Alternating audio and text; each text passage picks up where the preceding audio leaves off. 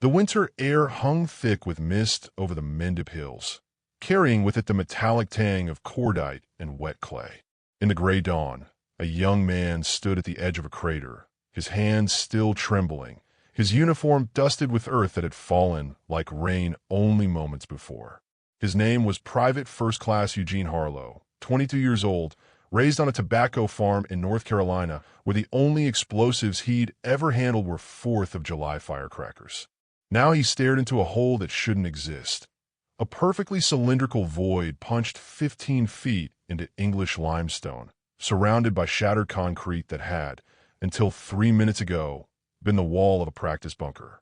Around him, the training ground had gone silent. Officers were running toward the scene. Other demolition trainees stood frozen, their faces pale. Someone was shouting about safety protocols, but Harlow couldn't hear any of it.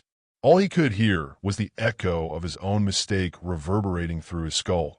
The wrong fuse length, the improper placement, the desperate improvisation that should have killed him, but instead had accomplished what 6 weeks of textbook engineering had failed to achieve. The bunker wall was gone. Not cracked, not damaged. Gone. What Private Harlow didn't know, standing there in the cold January morning with mud on his boots and terror at his chest, was that his error would be studied at Fort Belvoir for the next 3 years. That his accidental discovery would breach the Siegfried Line. That Wehrmacht engineers in their concrete fortresses from Normandy to the Rhine would die because of what he'd stumbled upon through pure, blind incompetence. This is the story of how American pragmatism, born from a farm boy's panic and a doctrine that valued results over orthodoxy, created a bunker-busting technique that German military science, for all its precision, all its theoretical brilliance, had deemed physically impossible. The winter of 1944 found the Allied command facing a problem that couldn't be solved with industrial might alone. Across the European continent, from the Atlantic Wall to the Gothic Line, Hitler's engineers had spent 5 years constructing the most formidable defensive network in human history. These weren't trenches or earthworks. These were reinforced concrete fortifications, pillboxes, bunkers, and casemates, designed using calculations refined through decades of German engineering excellence. The walls were 6 feet thick in places, 10 feet in others, poured with aggregate and rebar in patterns specifically engineered to disperse explosive force. Allied demolition doctrine, developed largely from Great War experience and theoretical models tested in peacetime conditions, prescribed a straightforward approach. Place explosive charges against the exterior surface, detonate, repeat until structural failure occurred. It was methodical. It was safe. It was also catastrophically inefficient. Field reports from North Africa and Sicily told a brutal story. Combat engineers would spend hours under fire, attempting to breach a single fortification. Satchel charges and Bangalore torpedoes would detonate against reinforced concrete with spectacular noise and negligible effect. The concrete would crack, certainly. Spiderweb patterns would spread across the surface, but the structural integrity remained. Wehrmacht gunners inside would wait out the explosions, then resume firing the moment the smoke cleared. American casualties mounted. Timetables collapsed. At the Combined Operations Headquarters in London, staff officers pored over engineering reports with increasing desperation. The mathematics were unforgiving. Standard demolition techniques required explosive quantities that frontline troops simply couldn't carry. A 6-foot reinforced concrete wall theoretically needed 150 pounds of TNT for guaranteed breach, assuming perfect placement, which combat conditions never provided. Infantry demolition teams carried perhaps 40 pounds of explosives total. The gap between doctrine and reality yawned like a chasm. German defenders, meanwhile, had calculated this exact problem. Their bunker designs incorporated what Kriegsmarine engineers called splitter shuts, blast deflection geometry that channeled explosive force away from structural load points. Every angle, every thickness, every reinforcement bar had been positioned to exploit a fundamental principle. External explosions, no matter how powerful, disperse their energy across the entire surface area. Concrete, ugly and primitive as it appeared, absorbed distributed force with remarkable efficiency. The Toad organization, responsible for Atlantic Wall construction, had documented this advantage in reports now filed in Berlin archives. Their testing grounds at Hillersleben had subjected prototype fortifications to every explosive configuration Allied forces might employ. The conclusion was consistent. Exterior charges were survivable. Interior charges were catastrophic, but interior placement was impossible unless the defender had already been defeated. This was the deadlock facing Allied planners as 1944 began. The invasion of France was 8 months away. Beyond the beaches lay the West Wall, the Siegfried Line, a defensive network of 18,000 bunkers stretching from the Netherlands to Switzerland. Each one a mathematical fortress, each one a tomb for the men who would have to take it. Into this technological stalemate stepped the United States Army Corps of Engineers, an organization that approached warfare with a distinctly American philosophy. When theory fails, try everything until something works. Eugene Harlow had never intended to be a combat engineer. He'd been drafted in the summer of 1942, processed through Fort Bragg, and assigned to the Corps not through any aptitude test or technical skill, but because the classification officer noticed farm equipment repair on his background form. The Army, in its infinite bureaucratic wisdom, had decided that a man who could fix a tractor could learn to blow up bridges. This was not entirely wrong, but it wasn't entirely right either. Harlow understood mechanics, the physical relationship between force and leverage, between pressure and failure points. What he didn't understand was explosives. Not really. The farm boy from tobacco country had been given 6 weeks of training in a discipline that required years to master. He could identify different charges. He could recite fuse burn rates. He could pass written examinations. But the intuitive grasp of how explosives actually behaved, the experience-born caution that separated veterans from casualties, that he did not have. January 17th had begun as a routine training exercise at the Somerset facility, a converted limestone quarry where the Corps ran demolition courses for troops bound for the European theater. The objective was textbook simple: breach a reinforced concrete wall using standard satchel charges. The wall in question was 12 feet high, 4 feet thick, poured the previous autumn using the same specifications Wehrmacht engineers employed for secondary fortifications. Harlow's team, 6 men total, had been issued 40 pounds of composition C2, the new plastic explosive that was replacing TNT in frontline inventories. The training officer, a veteran of the Tunisia campaign named Lieutenant Kovacs, had demonstrated proper placement.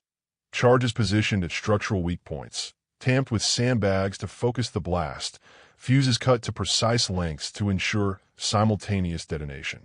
Except Harlow, nervous and rushing, had cut his fuse wrong. Too short. Far too short.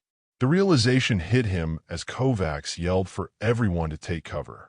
The fuse was already burning, sparking toward the charge, and Harlow understood with absolute clarity that he had perhaps 20 seconds instead of the 90 he needed. 20 seconds to reach safe distance from 40 pounds of explosive. 20 seconds that weren't enough. What happened next would be debated in after-action reports and engineering journals for years. Witnesses offered contradictory accounts. Some claimed Harlow panicked and ran. Others insisted he tried to extinguish the fuse. The truth, preserved in Harlow's own testimony, given 3 hours later to a board of inquiry, was simultaneously simpler and stranger. He grabbed the charge, the entire 40-pound satchel, and threw it. Not away from the bunker, not to safe distance, but at the bunker, a desperate heave aimed at nothing except separation between himself and the imminent explosion. The satchel flew in a clumsy arc, struck the concrete wall halfway up, and fell into the narrow drainage channel that ran along the structure's base, a 6-inch gap between the wall foundation and the surrounding earth. The explosion, when it came, was unlike anything the observers had seen in 16 months of training exercises. The concrete wall didn't crack. It didn't fracture or crumble. It erupted, a 15-foot section blown inward and upward, reduced to rubble in a single instant. The crater Harlow found himself staring at afterward penetrated completely through the 4-foot thickness, exposing the empty interior space beyond. Smoke poured from the opening. Dust settled in strange patterns. And in the sudden silence, every man present understood that something impossible had just occurred. Lieutenant Kovacs recovered first. He approached the breach, examined the crater's geometry, then looked back at Harlow with an expression that mixed fury and fascination in equal measure. "Private," he said slowly, "what exactly did you do?" Harlow, still shaking, could only answer truthfully, "I don't know, sir." The investigation that followed consumed the next 72 hours. Engineers from the London headquarters descended on Somerset. The crater was measured, photographed, analyzed from every conceivable angle. The drainage channel was excavated. The rubble was sifted and weighed. Concrete samples were sent to materials laboratories. And gradually, reluctantly, the engineering staff arrived at a conclusion that contradicted decades of accepted demolition theory. The drainage channel had functioned as a shaped charge. Not intentionally. Shaped charges required sophisticated metallic cones to focus explosive force into penetrating jets. But accidentally, through sheer coincidence, the narrow gap had channeled the blast downward and inward rather than outward in all directions. Instead of the explosive force dispersing across the wall surface, it had concentrated at the foundation line, driving into the concrete's base where structural reinforcement was weakest. More significantly, the foundation itself had betrayed the structure. German bunker doctrine called for thick walls resting on shallow foundations, the weight of the concrete providing stability, the earth below providing support. But this design assumed external threats. It never contemplated explosive force delivered beneath the wall's base, lifting the entire structure from below. The explosion had effectively detonated under the fortification, and physics had done the rest. The principle was sound. The implications were staggering. A British engineer named Major Christopher Davies, attached to the investigation from the bomb disposal school, wrote in his preliminary report, "Private Harlow's unintentional placement has revealed a fundamental vulnerability in reinforced defensive structures. By introducing explosive force beneath rather than against the fortification, we bypass the very design features that make such structures resistant to conventional demolition. The concrete's mass becomes a liability rather than an asset." 3 days after Harlow's accident, the Corps authorized live testing at a military range in Wales. Engineers constructed replica bunkers using captured German specifications. Not training models, but exact duplicates of west wall fortifications, complete with proper foundations and reinforcement patterns. Teams attempted breaches using conventional methods, satchel charges against exterior walls, Bangalore torpedoes against firing slits, shaped charges against doors. Results matched field experience. Walls cracked, but held. Breaches required multiple attempts and impossible quantities of explosives. Then they tried Harlow's method. Demolition teams excavated narrow channels beneath foundation lines. Simple trenches, 18 inches deep, running along the structure's base. They placed standard 40-pound charges in these channels, tamped them with earth, and detonated. The results were filmed, measured, and immediately classified. The first bunker's wall collapsed inward, creating a 10-foot breach. The second bunker's entire front section lifted 2 feet off its foundation before disintegrating. The third test destroyed not just the wall, but compromised the roof structure, rendering the interior completely untenable. Explosive quantities required, 1/3 of conventional doctrine specifications. Time to breach, minutes instead of hours. Casualty risk to demolition teams, significantly reduced, as excavation work could be performed from covered positions rather than exposed wall surfaces. By February 1944, what would officially be designated undersurface placement technique was being taught to combat engineers across Britain.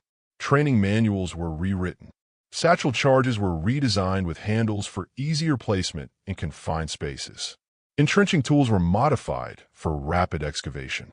And in the quiet corners of staff offices, officers began recalculating timetable for the assault on Hitler's Atlantic Wall. Private Eugene Harlow, The farm boy who'd nearly blown himself up through sheer incompetence received a commendation and immediate promotion to corporal. He also received orders transferring him to the 37th Engineer Combat Battalion, then forming in preparation for France. The army, with characteristic pragmatism, had decided that the man who'd accidentally discovered the technique should help teach it. The German military establishment, had they known, would have been appalled not by the technique's effectiveness but by its origin.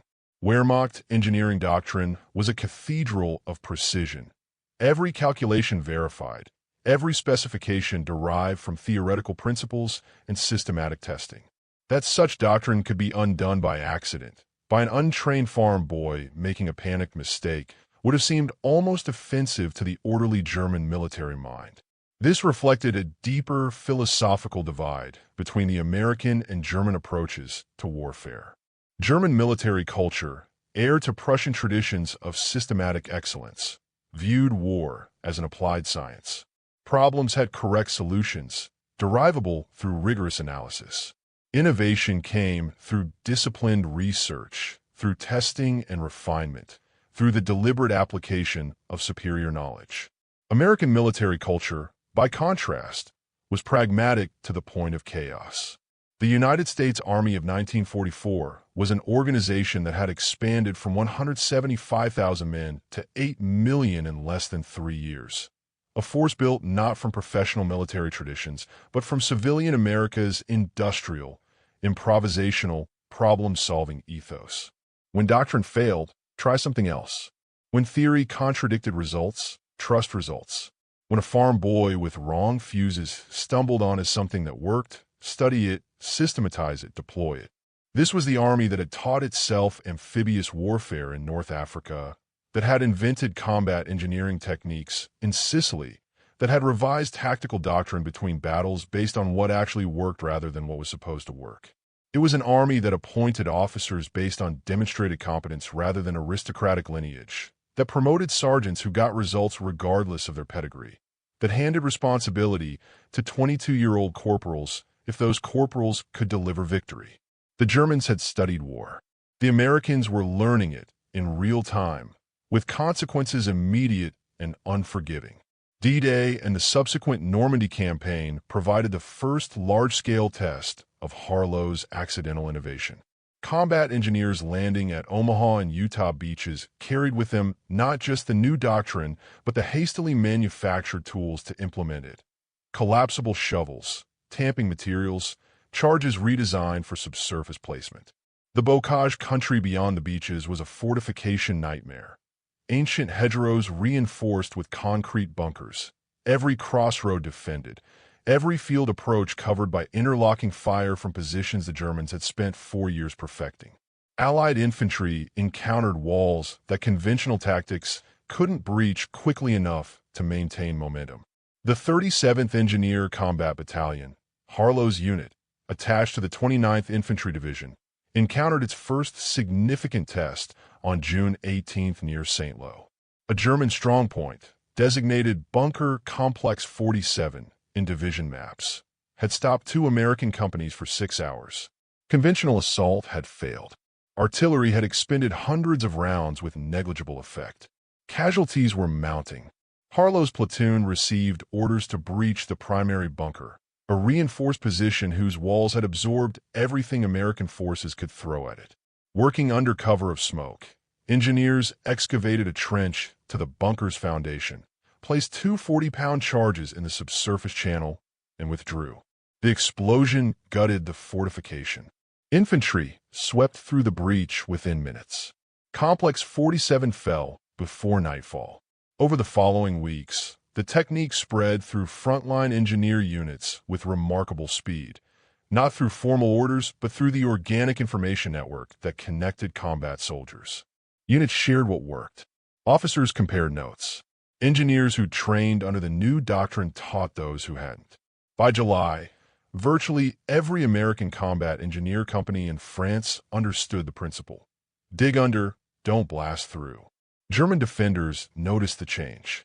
Wehrmacht after-action reports from summer 1944 preserve in archives that survived the war reference with increasing alarm the American ability to breach fortifications with unexplainable speed. Intelligence summaries sought explanations. New explosive types, perhaps, or specialized penetrating munitions. The possibility that Americans were simply placing conventional charges in unconventional positions apparently never occurred to analysts whose training insisted that exterior placement was the only logical approach. This blindness was itself revealing. German military excellence rested on mastery of established principles, not on improvised innovation. Their bunkers had been designed to defeat known threats, calculated threats that fit within the parameters of documented military science. An approach that violated those parameters, that seemed almost primitive in its simplicity, existed outside their conceptual framework. The true test came in September, when American forces reached the Siegfried Line. The West Wall, Hitler's border fortress, represented the culmination of defensive engineering. 18,000 bunkers, many with walls exceeding 10 feet in thickness. Interlocking fields of fire, dragon's teeth tank obstacles, minefields extending for miles. It was the barrier that was supposed to make invasion of Germany impossible, the shield behind which the Wehrmacht could regroup and stabilize the collapsing front. American planners, looking at intelligence assessments of the West Wall specifications, understood that conventional assault would be catastrophic. Each bunker was a miniature siege, requiring days of reduction. The line stretched for 400 miles. Simple mathematics suggested the war would last into 1946 or beyond. But American engineers brought with them Eugene Harlow's accident, now refined through 4 months of combat experience into systematic doctrine. They brought specialized equipment, pneumatic drills for rapid excavation in hard soil, waterproof charges for use in muddy conditions, remote detonation systems to minimize casualties. They brought, most importantly, the accumulated knowledge of hundreds of successful bunker breaches, each one teaching some small refinement to technique. The assault on the Siegfried Line, launched in mid-September by the First Army, employed engineer tactics that would have been unrecognizable to military planners 2 years earlier. Infantry would pin defenders with covering fire, while engineer teams approached bunkers from oblique angles, using terrain features and smoke for concealment. Excavation teams would dig rapidly to foundation depth, 15 minutes on average, while charge placement teams prepared explosives. Detonation breach, infantry assault through the gap. Move to the next fortification. Bunkers that German engineers had calculated would require days to reduce fell in hours. Fortifications designed to anchor entire defensive sectors were neutralized before Wehrmacht commanders could organize coherent responses. The mathematical fortress that was supposed to save Germany became instead a chain of isolated positions, each one bypassed or destroyed through a technique that owed its existence to a farm boy's mistake on a January morning in England. Private First Class Eugene Harlow, by September 1944 promoted as sergeant, did not participate in the Siegfried Line assault. His war had ended in August during the Falaise Pocket Operation, when a German artillery barrage caught his platoon in open ground near Argenton. He survived, barely, with wounds that earned him evacuation to England and eventual medical discharge. He returned to North Carolina in November 1944 to the tobacco farm and the familiar red soil, carrying with him a Silver Star whose citation credited him with innovative tactical solutions under combat conditions. The medal joined the other one, the commendation from that January training exercise, in a drawer where Harlow rarely looked at them. In later years, when Army historians located him for interviews, Harlow would insist with characteristic farm country plainness that he'd done nothing special. "I screwed up," he told one researcher in 1967. "Cut the fuse wrong, panicked, threw the charge where I shouldn't have. Everything after that was just dumb luck and better men making sense of my mistake." This was true, as far as it went, but it was also incomplete. What Harlow had done, what that moment of panic and improvisation represented, was demonstrate a principle that the American military had been quietly proving since North Africa. That doctrine was servant to necessity, not master. that the solution to impossible problems sometimes came not from superior knowledge, but from desperate action whose consequences only became clear afterward. That victory belonged not to whoever made the fewest mistakes, but to whoever learned from mistakes fastest. The German military machine, magnificent in its theoretical sophistication, had designed fortifications that were mathematically perfect defenses against predicted threats. The American military machine, chaotic and pragmatic and fundamentally civilian in its thinking, had responded by finding the weakness that theoretical perfection had overlooked. Not through superior engineering. German engineers remained technically excellent throughout the war, but through a cultural willingness to try everything, to learn constantly, to promote solutions regardless of their origin. Eugene Harlow's accident worked because the United States Army was the sort of organization that could recognize value in accident, that could take a farm boy's panic-driven mistake and systematize it into doctrine within weeks, that could promote that farm boy to sergeant and put him in charge of teaching others, that could, fundamentally, learn faster than its enemies could adapt.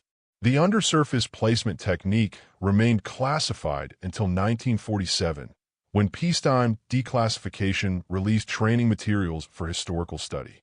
By then it had been refined, systematized, incorporated into standard combat engineer doctrine. Modern versions appear in current explosive breaching manuals, modified for contemporary explosives and precision tools, but recognizable in principle. German military archives, examined after the war, contain no references to equivalent techniques. Wehrmacht engineers had explored shaped charges and hollow-point munitions for anti-tank warfare, but the application to fortification assault apparently never occurred to them. Their bunker defenses remained optimized against exterior threats until those defenses were overcome by exterior threats applied in unconventional ways. The crater in Somerset, where it all began, was filled in sometime in 1945 when the training facility closed. The limestone quarry returned to civilian use. No monument marks the spot. No historical plaque commemorates January 17, 1944. The moment when a terrified farm boy threw a charge into a drainage ditch and accidentally changed the mathematics of siege warfare has been forgotten by everyone except military historians and the few veterans who were there.